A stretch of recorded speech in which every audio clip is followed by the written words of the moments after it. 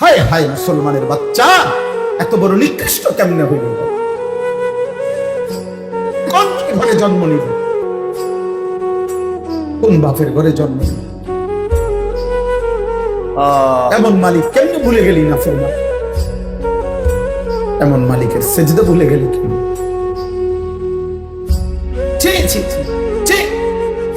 ছোট বেটা তোর কপালে না, প্রথমারই তোর কপালে না। যা বেটা চলে যাবে। বেনামাজি তো উঠে আসবে না।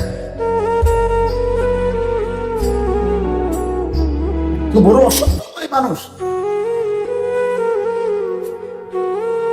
আস্তাগফিরুল্লাহ, আস্তাগফিরুল্লাহ, আস্তাগফিরুল্লাহ। বলি আল্লাহ তাআলাকে এত বড় মহান মালিককে একটা সিজদা দিবা না? কি শুনবা বয়ান? কি বলতো বলো? বলি লাভ কি? আল্লাহ আমাদেরকে হেফাজত। আমিন।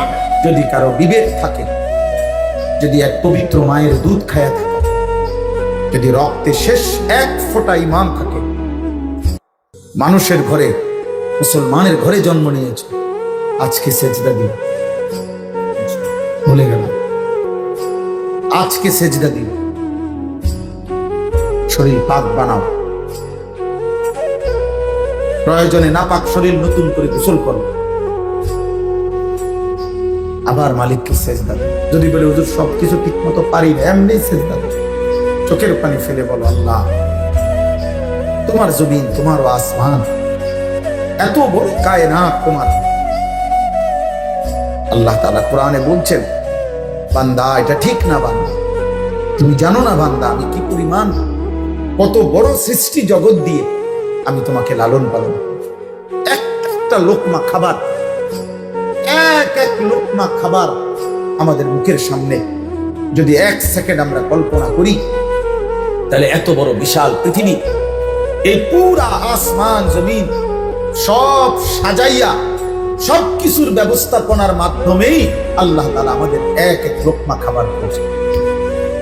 যদি আসমান না থাকে তাইলেও ফসল হবে না, যদি জমিন না থাকে তাইলেও ফসল হবে না, যদি সূর্য না ওঠে তাহলেও ফসল হবে না, যদি চাঁদ না ওঠে তাহলেও ফসল হবে না,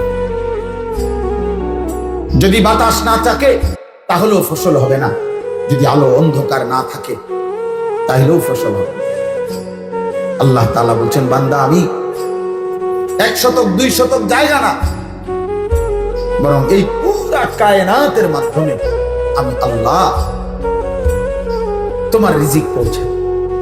তুমি জানো না তোমার এক এক লোকমা খাবারের পিছনে আমি আল্লাহর ফ্যাক্টরির, আমার এই সৃষ্টির, আমার এই জগৎ ফ্যাক্টরির কি পরিমাণ পার্টস, কি পরিমাণ মেশিনারি, কি পরিমাণ যন্ত্রপাতি আমি আল্লাহ তাআলা তোমার এক এক লোকমা খাবারের পিছনে লাগাইছি। কোন ক্ষেত, কোন ফসল, কেমনে কোনটা করছি তুমি তো জানো না, আমি তো সব করছি। আন্না সাবাবনাল মাআ সাব্বা সুম্মা শাকাকনাল আরদা শাক্কা ফাআমবাতনা ফিহা হাব্বা। আল্লাহ বলে, বান্দা শুনো, আমি তোমারে গল্প শোনাই।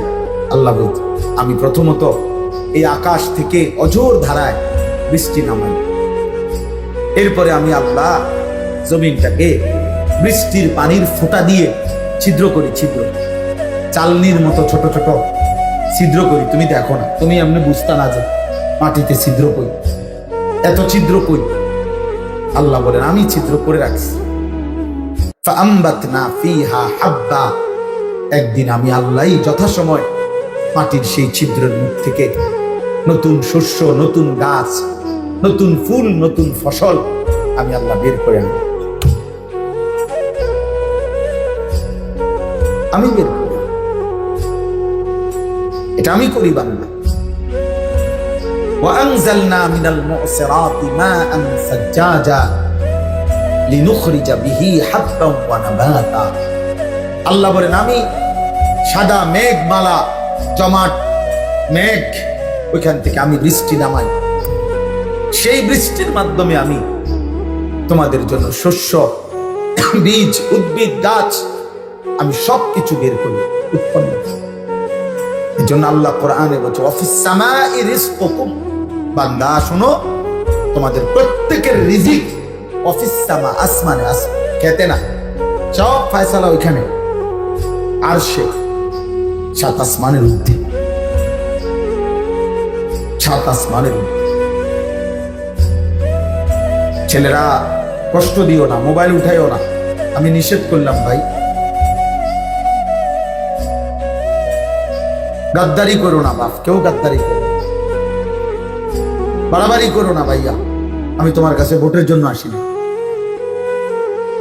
আমি তোমার কাছে কোনো কিছু ভিক্ষা চাচ্ছি না, আল্লাহর জন্য আসছি। তাহলে আমার কষ্ট লাগলো, আমি প্রথমেই কথা বলে নিলাম, প্রিয় সন্তান, এত বড় গাদ্দার মুসলমান এত অল্প বয়সে হওয়ার কথা। ছোট বয়স, শরীর তো নরম, দিল তো নরম থাকা। আমরা কিতাবে পড়ছি যার বয়স যত কম তার মধ্যে আল্লাহকে মানার যোগ্যতা তত বেশি। হ্যাঁ, এটাই কিতাবে পড়া। যার বয়স যত কম, সৃষ্টিগতভাবে আল্লাহ তাআলা প্রত্যেক মানুষকে মা মিন মাউলিদিন ইল্লা ইউলাদু আলাল ফিতরা, নবী সাল্লাল্লাহু আলাইহি সাল্লাম বলেছে প্রত্যেকটি মানব সন্তানকে আল্লাহ তাআলা সৃষ্টিগতভাবে আল্লাহকে মানার যোগ্যতা, স্বভাবজাত সৃষ্টিগত যোগ্যতা দিয়ে পৃথিবীতে ভূমিষ্ঠ করেছেন। এজন্য তাফসীরের মধ্যে আছে যার বয়স যত কম আল্লাহকে মানার যোগ্যতা তার তত বেশি। যত বেশি বয়স বাড়ে আর গুনার পরিমাণ বেড়ে যায়, নাফরমানির পরিমাণ বেড়ে যায়, মানুষ বয়স যেমন শরীর হাত পাও শক্ত হয়ে যায়, হাড্ডি হয়ে যায়, তার গুনাহটাও শক্ত হয়ে যায়, হাড্ডি হয়ে যায়। ফলে ধীরে ধীরে আল্লাহর ইবাদতের যোগ্যতাটা হারাইয়া ফেলে। এই জন্য বয়স মাত্র 14, 16, 18 বছর।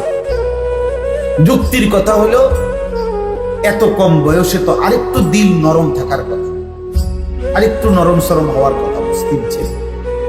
এত কম বয়সে তো এত বড় অহংকারী, এত বড় যে সাহসী, যা বেটা আল্লাহ কি আবার কিসের আবার নামাজ পড়ে, যা কিসের আবার আল্লাহ, কিসের বিপদ আপদ। এত বড় তোমাদের যারা বেনামাজি তোমাদের কিন্তু ভাব এটা, তুমি নিজেকে অহংকারী মনে করো। তুমি মনে করছো যে কে আছে আমারে ঠেকানো, আমি শরীর স্বাস্থ্য সুস্থ, আমারে দুর্বল করবে কে, আমার খাবার আমার রিজিক বন্ধ করবে কে। আমার আব্বা বিদেশ থাকে, আমার ফ্যামিলির 2-3 জন উপার্জন করে,